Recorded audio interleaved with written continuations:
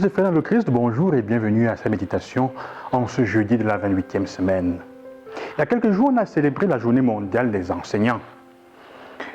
La question que je me pose est, après avoir célébré peut-être en grande pompe ou peut-être passé inaperçu cette journée, qu'est-ce qui a changé dans la condition des enseignants?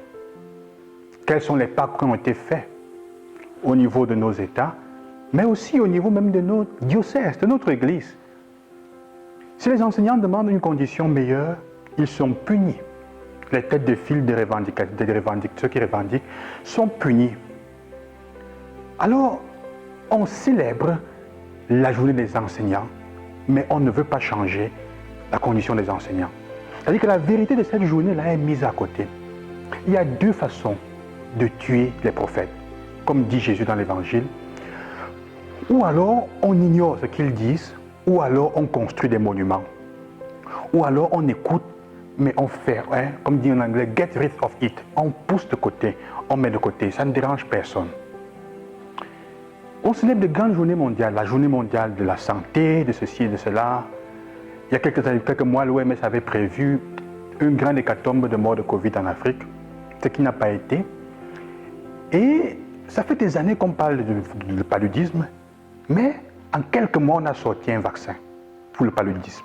Alors qu'il y a quelques semaines, quelques mois, on découvrait qu'il y a une nouvelle souche en Angola qui est résistante à toutes les formes d'antipaludien qu'on a.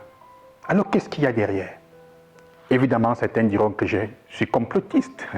C'est une autre façon de tuer les questions de la vérité, d'empêcher de poser des questions qui dérangent. Qu'est-ce qu'il y a vraiment derrière? La vérité, il faut avoir le courage de l'affronter. C'est ce que Jésus veut dire aux pharisiens.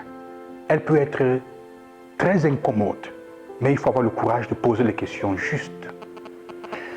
Nous célébrons la journée mondiale de la femme, liée à la question des opportunités, d'égales opportunités entre hommes et femmes. Mais nos mamans qui restent à la maison, les femmes qui accouchent et qui sont ménagères qui restent à la maison, n'ont-elles peut-être pas droit à quelque chose parce qu'elles prennent soin des enfants qui sont le bien de la société dont on parle? Quand on a fait de grands droits sur les enfants, n'ont-elles pas ce droit-là? Nous parlons de protéger la jeune fille. Il y a quelques jours encore, on célébrait la journée de la jeune fille. Mais qui prend les mesures pour aider ces jeunes filles dans les familles pauvres à aller à l'école, pour les soutenir, pour, encourager et même payer une partie de leur scolarité? On fait de grands monuments alors qu'on met de côté la vérité qu'il faut toucher.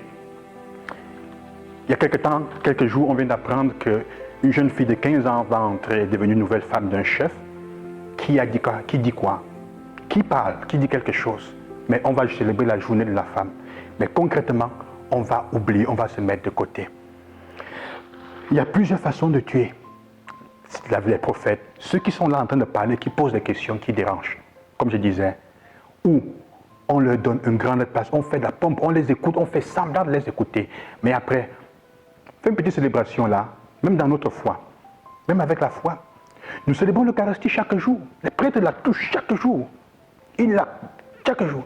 Mais il y a quelque temps, j'entendais parler un prêtre qui disait que la journée mondiale de l'œcuménisme et de l'autorité religieuse est diabolique.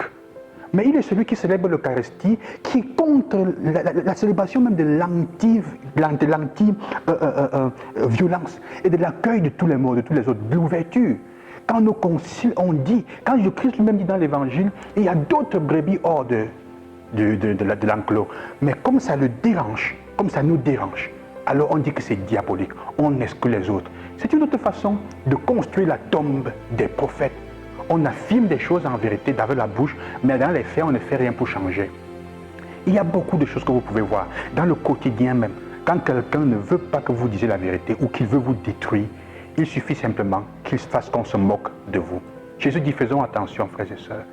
Ayons le courage d'affronter la vérité pour qu'elle nous change de l'intérieur, pour ne pas avoir en main les clés du royaume et fermer la porte et laisser que les autres n'entrent pas.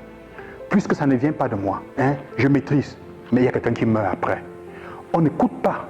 On n'écoute pas ceux qui disent des choses un peu contraires. On ne t'écoute qu'après, quand les choses sont déjà pires, empirées et qui ne vont pas bien. Que le Seigneur nous donne cette grâce. Je n'irai pas loin. Je n'en parlerai pas beaucoup. Chercher sa justice. De vivre la foi et non pas la loi. de vivre la foi. Parce qu'en vivant la foi dans le Christ, nous sommes appelés à changer et à devenir plus amoureux de l'humanité et des autres. Qu'est-ce que toi tu fais pour ne pas être partisan de ceux qui construisent les tombes des prophètes? Bonne journée, que le Seigneur t'accompagne et qu'il vous bénisse. Loué soit Jésus-Christ.